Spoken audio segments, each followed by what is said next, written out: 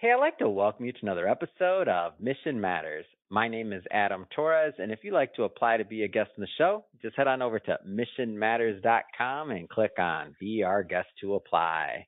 All right, so today I have Jonathan Maxim on the line, and he's CEO over at Viral App Launch. Jonathan, welcome to the show.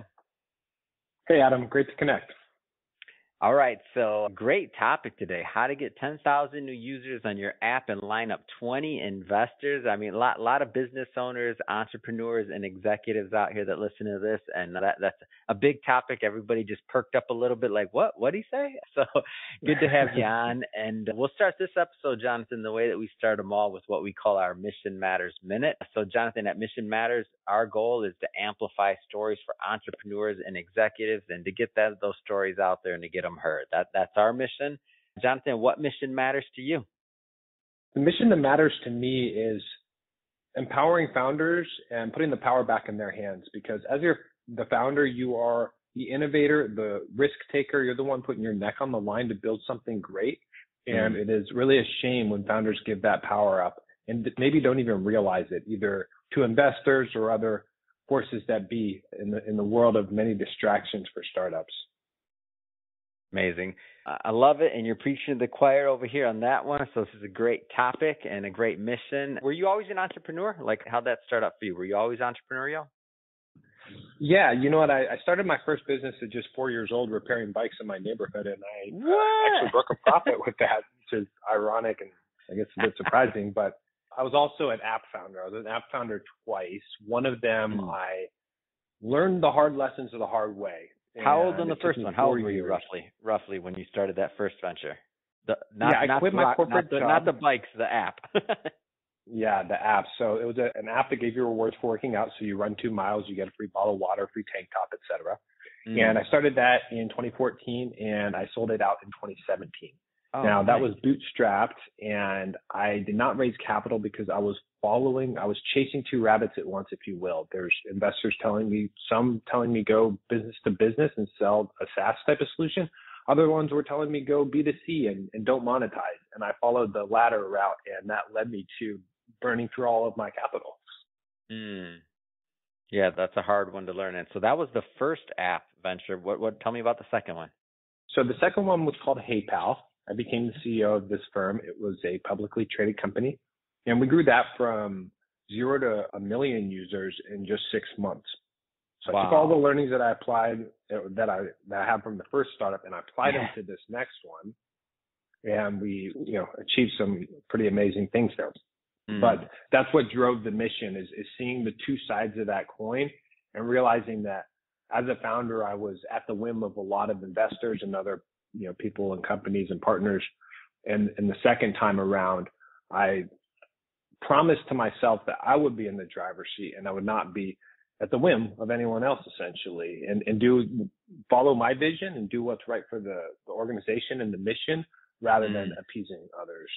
Wow. I mean, what are some other things you learned just being a founder, going through all those experiences that I guess no one told you prior? Or cause this thing of entrepreneurship, it's different for everyone. I love getting into these stories because they vary in the range and what people take away from them. So what'd you learn in retrospect, right? Yeah, some really great learnings you can imagine. I mean, look, we learn more from the stuff that hurts. You learn more from the mistakes. They are more poignant in your memory. If you just reference your memory and you say, what are the top 10 highlights? It's sometimes hard to remember them. If you think of the top 10 lowest points of your life, it's very easy to recall those. And so those are the moments that I meditate on more and I reflect on more. And the things that I learned from that experience is, one, you got to monetize your app, right? You got to be getting paid from those users. You can't just dump money into this endlessly. Number two, the investors are passengers in the car, not drivers. A lot of times they want to take the wheel, they want to reach over and grab the wheel, and sometimes they'll jerk it when you're going, and it'll take you off course and it could cause a crash. And then third, from being in a publicly traded company, it sounds glamorous to onlookers, but it's actually an incredible amount of pressure. And I think that's why people have even designated kind of terms and labels for it, because you are the centerpiece that all the public shareholders are looking at. So yeah. A lot of pressure. For example, HeyPal had over 1,000 shareholders. So over 1,000 people who could direct message me on Instagram, email me, bark up my tree, talk to my employees, ask for things. And they also volunteer to help too, which is great. But if the stock's down, you're automatically the bad guy. If the stock's up, you're a god. So that's just a very interesting dynamic that I would say maybe don't glamorize it until you've been there, and be ready for it if you want that kind of notoriety. That's some great insight there. So now that brings us in, or I should say, let's bring us to present day with Vyral App Launch. So how did the idea for this concept come about? Well, I've been an app founder. I've been an agency founder. I've also worked in software startups and a few other lines of businesses. And the ones that inspire me most are founders because they're the ones who are building, groundbreaking technology that's going to change the future. I mean, it really does. You look at these big apps and they have completely changed the way that we live. So it's really exciting to be a part of those luminaries' journey. Not all of them win, but it's still inspiring. So that was my personal attachment to it. But knowing that I had made these missteps when I was a founder and I didn't get to that critical mass, those 10,000 users, that's really what proves the business case. It proves the product market fit to those investors. And then secondarily, monetizing. I mean, I really want to help these founders. If they can get critical mass, monetize, turn this thing into a money printer where they put $1 in and they get $2 out, and then they can show that to investors. If they check those three boxes, the probability for success goes from 20% up to 80% in my experience. What do you find, because now that you're so obviously you were an app founder yourself and now you're working with other app founders, what do you find are some of the common challenges or things that hold people back from, making their idea a reality in terms of success for those three metrics you mentioned? Yes, that's a really good question. It's a point that I ponder on often. I even have a slide in one of my decks that we call it Client Bingo or App Launch Bingo, where we evaluated 23 app launches that we did in 2023. And 18 of them succeeded and 5 of them failed. And I looked at what the commonalities of the winners and the losers were. And the winners were interesting. So the things that helped them win were at least 2 co-founders. I noticed that was a consistency across all of them, at least 2 people, so no solo founders. Secondarily, people who had the capital to reach their goals. So they mapped out their 6-month goals and they had the cash on hand to do it. So don't go into this in a deprived state in any way if possible. And then also what all the winners had in common is they had a good product but not a great product, which I found interesting because a lot of founders are perfectionists.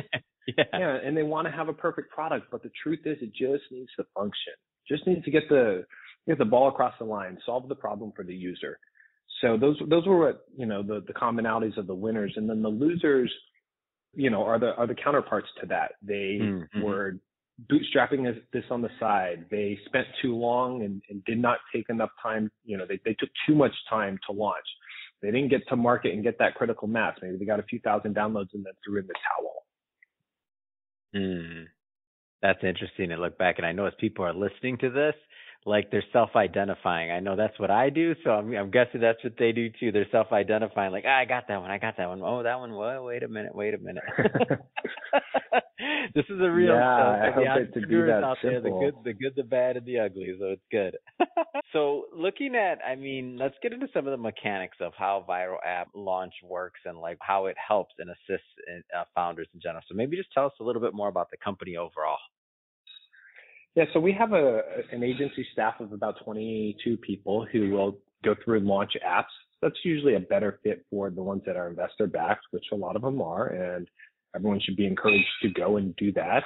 But if not, then we have a done with you type of program with course and coaching, and then also a course where you can just do it yourself. So the whole framework is mapped out into a very simplified blueprint. Now, in this blueprint, first they'll learn how to plan the launch, right? How to set the goals, how to mock up the budget and the timeline and come up with the creative strategy and the positioning for it. And then in stage 2, they do what's called split testing. This is where they take a bunch of different content, they put it onto social media platforms, and they look at what content is resonating with their audience. Is their audience 18 to 34? Is it female? Is it West Coast, East Coast? And so they learn to find the perfect conversion recipe, the perfect fit of their product with their audience. And then in phase 3, we do optimize and monetize. That's where we, of course, optimize the campaigns, cut any waste on the launch, and reduce any marketing spend that's not necessary. And then monetize is bring in the revenue, right? So get a free trial, get a premium going, and help them start getting profitable for every user that comes in.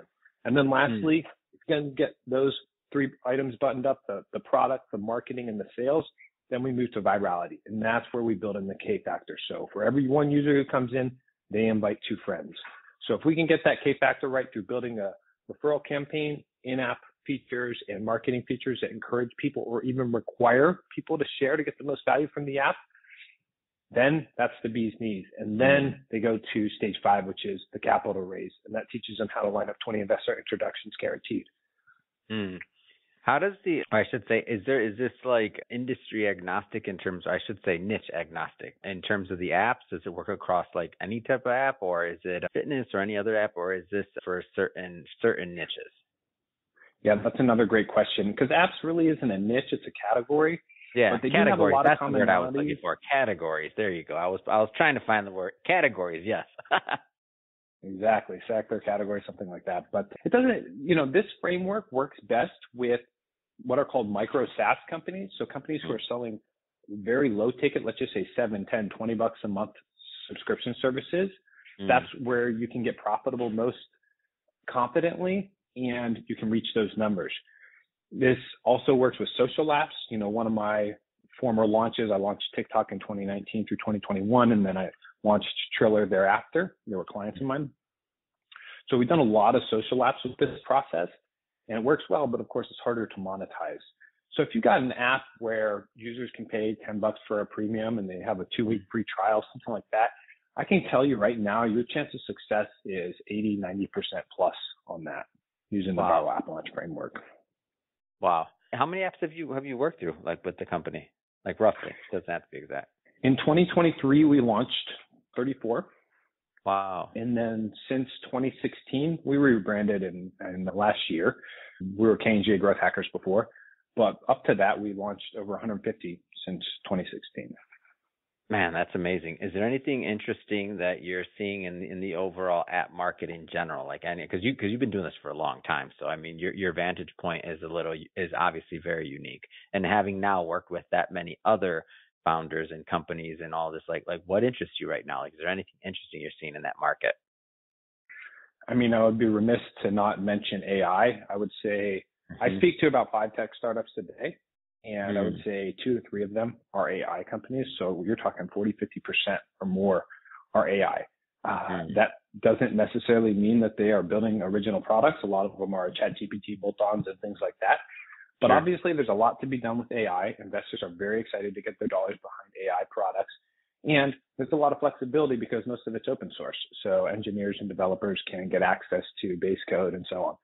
So I would, scratch my whole history, take my whole company and everything away. I would probably start an AI company. Probably something in the marketing space because that's what I know. But I think that's always a great foundation, is an industry that is got a groundswell building beneath it, similar to crypto, but crypto's just been a lot of up and down. Well, Jonathan, I just want to say it has been great having you on the show today, and I learned a lot. I'm sure my audience did as well. That being said, if somebody wants to learn more about Viral App and they got a project they want someone to look at, what's the best way for them to do that? Yeah, I appreciate you having me on the show, and I always want to help founders regardless of whether they have the capital to work with me. So I have a lot of free resources. You can find me on Instagram at Viral App Launch or at It's J Maxim. But if you're an app founder and you want to get involved in one of the programs, either the course, the coaching, or the agency done for you, you can just head over to viralappalaunch.com, click on the link for book a call, and I'd be happy to connect with you. Amazing. For everybody listening, we'll put that in the show notes so you can just click on the links and head right on over. And speaking of the audience, if this is your first time with Mission Matters or engaging in an episode, we're all about bringing on business owners, entrepreneurs, and executives and having them share their mission, the reason behind their mission, what makes them tick and what we can all learn from that together. So if that sounds interesting or exciting to you, hit that subscribe button because this is a daily show. So each and every day we're bringing out new founders, new entrepreneurs, and new content. So we don't want you to miss anything. Hit that subscribe button. And Jonathan, thanks again for coming on the show. Awesome, Adam. Appreciate it. And best of luck to you and all the other founders out there.